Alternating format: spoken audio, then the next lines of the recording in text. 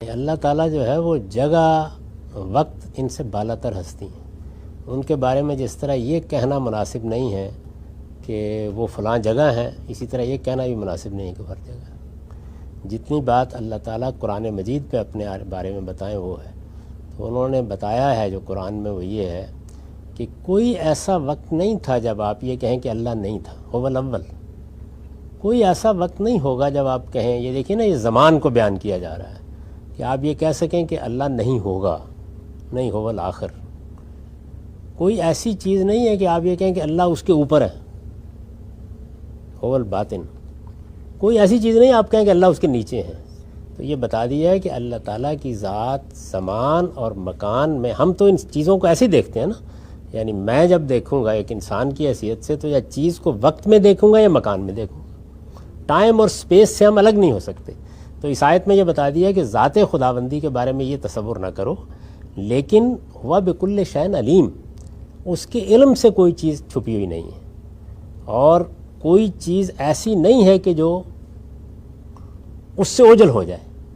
تو اس لیے یہ بتایا کہ تم 3 ہوتے ہو چوتھا وہ ہوتا ہے، تم 4 ہوتے ہو تو 5واں وہ ہوتا ہے.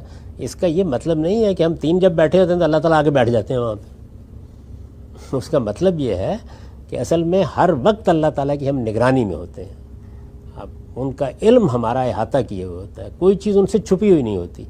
ان کی ذات زیر بحث ہی نہیں ہے. یہ تو علم کی بات ہو گئی، ان کا وجود بھی تو ہر جگہ موجود ہے. یہ بھی تو علم تو یعنی ان کا وجود جگہ سے، زمان سے بالا تر ہے، یہ کہنا چاہیے.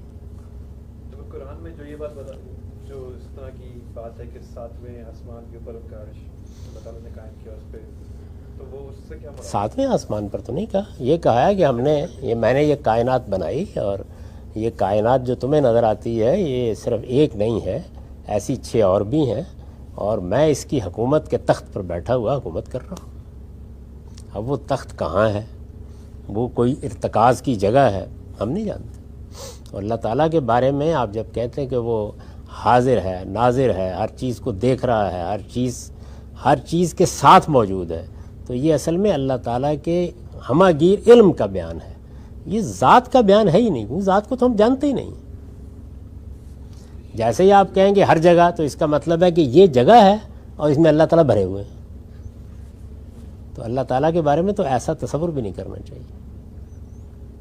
یعنی ہم یہ نہیں بول سکتے کہ یہاں پہ اللہ میاں ہیں، اللہ میاں کو علم ہے. اللہ تعالیٰ ہماری شارک سے بھی زیادہ قریب ہے، لیکن یہ کسی مکان کا بیان ہی نہیں ہے. یہ اس چیز کا بیان ہے کہ ایسا ہو ہی نہیں سکتا کہ کوئی چیز ان کی چھپی ہوئی ہو. اب کوئی چیز چھپی ہوئی نہ ہونا ایک اور چیز ہے، اور کرسی پر بیٹھا ہونا ایک اور چیز ہے.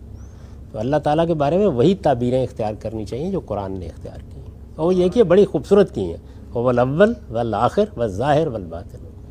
کوئی زمانہ ایسا نہیں تھا جب وہ نہیں تھے، کوئی ایسا زمانہ نہیں آئے گا جب وہ نہیں ہوں گے. کوئی ایسی چیز نہیں ہے جس کے کہیں آپ کے وہ اوپر ہیں، کوئی ایسی چیز نہیں جسے آپ کہیں گے وہ نیچے ہیں. تو اس کا مطلب ہے کہ ٹائم اور سپیس کے الفاظ اللہ تعالیٰ کے بارے میں بولے نہیں جا سکتے.